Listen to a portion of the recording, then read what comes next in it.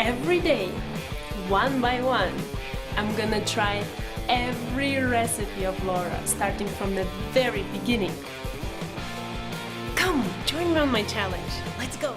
Hi everyone! My name is Ruta and welcome to the 289th day of my challenge, where today I'm gonna try a recipe which I had to look up how it's pronounced. It sounds so fancy. Olive tapenade. So I'm really excited about this recipe because I actually am moving back to my own country, which is Lithuania, at least for a couple of years.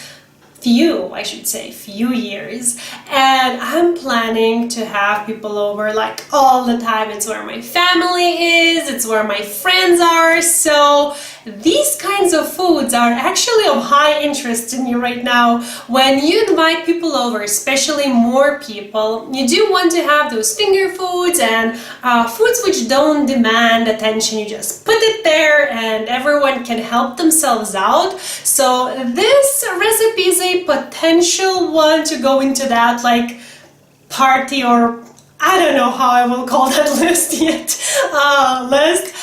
because this is one of those kinds of foods. Now, the original recipe calls for really nice olives, which is Kalamata, and then green Italian ones, which honestly I cannot really find in Turkey where I currently am. And besides that, it's really hard to find pitted olives because Turkish culture is not about pitted olives at all. They love their olives. They have like 1 million different kinds, but they are all with stones. So when I saw 240 grams of pitted olives, man, those who cannot find pitted olives and done that themselves will know what I mean. Like, you feel how long it will take for you to pit the olives yourself. So I went the easier route. I just grabbed whichever black and green olives I could find which were already pitted. So that's what I'm gonna use today. And just like spoiler alert, it's just one kind that I could find. So anyways, if you're curious to see how it goes trying this recipe out for the very first time, then keep on watching. We're gonna need 240 grams of pitted black olives, 80 grams of pitted green olives, 3 tablespoons of extra virgin olive oil, juice of 1 lemon, 2 cloves of garlic, halved, 20 grams of capers, 6 grams of parsley, a pinch of red pepper flakes, and black pepper.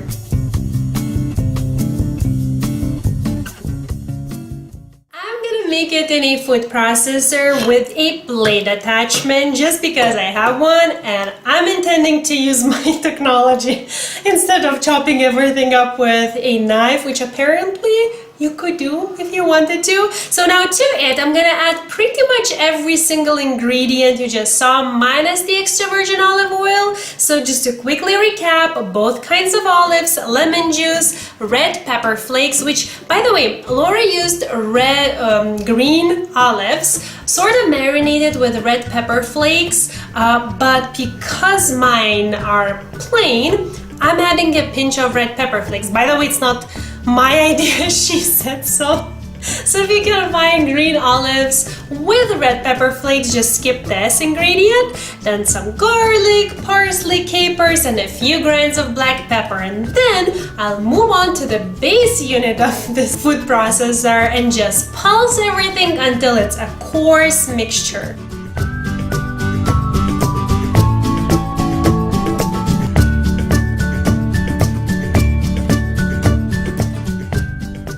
Perfect. And now, should I just pick up the camera and show you what's inside? I think I should. So this, should I even zoom in? Let me zoom in. Ooh, this is how it looks like.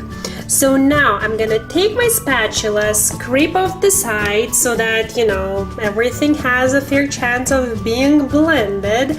And then I'm gonna stream in the extra virgin olive oil over the feeding tube while still pulsing so that I get this paste-like consistency.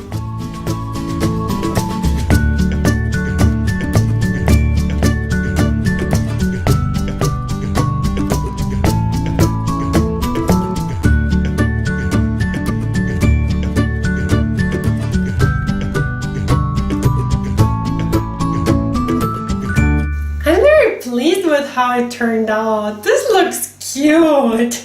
I mean, granted, blended, smushed olives might not have the most appetizing color in the world, but when you put olives on top, it kind of hints, I feel like, that it is made of olives, and then your mouth starts watering. So it smells like basically olives.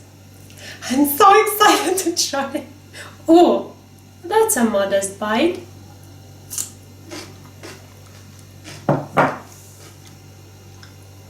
It's sour from the lemon. Actually, you know what? I feel like if you aren't using these Italian olives, then you can add a pinch of salt there as well, because I feel like my olives weren't as, I don't really know actually what they taste like. I mean, good, but I don't think they are salty, because this could definitely use some salt. Other than that, you could serve it with literally a ton of things. I couldn't even memorize to tell you, but you can either go, the link is there. By the way, this is how Laura's looks like. You can compare, and there is a link to Laura's video if you want. You can go and check it out, and she just names all these different ways you can serve this with. Or you can check the description box down below for the written recipe. I actually listened to Laura real close and wrote everything what she said in the written recipe.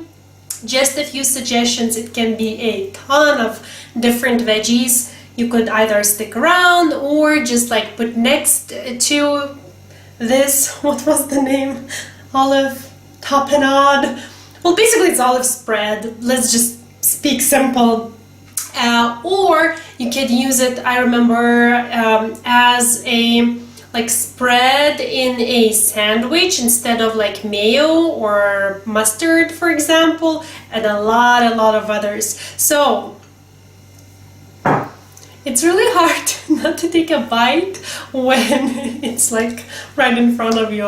If you're like thinking that I'm sometimes incoherent or something like that, try taking a plate of food in front of you and like try to speak. I challenge you. It's really hard. You either want to eat, automatically, or you just kind of, I don't know, lose your train of thought. So anyways, I hope that this was helpful. I hope that this was fun. I want another bite.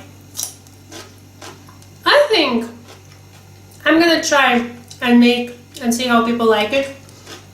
I feel like in parties, everyone loves such kinds of foods. Just like, ooh, you know what it would be perfect for? Or would it? I wanted to say game night, but then I thought of all of my precious game boards. And this is sort of like a messy kind of food. But anyways, I feel like people like such kinds of foods where you just, dip stuff and eat stuff. People like eating. Anyways, thank you so much for watching and spending time with me, and I'll see you soon. Bye!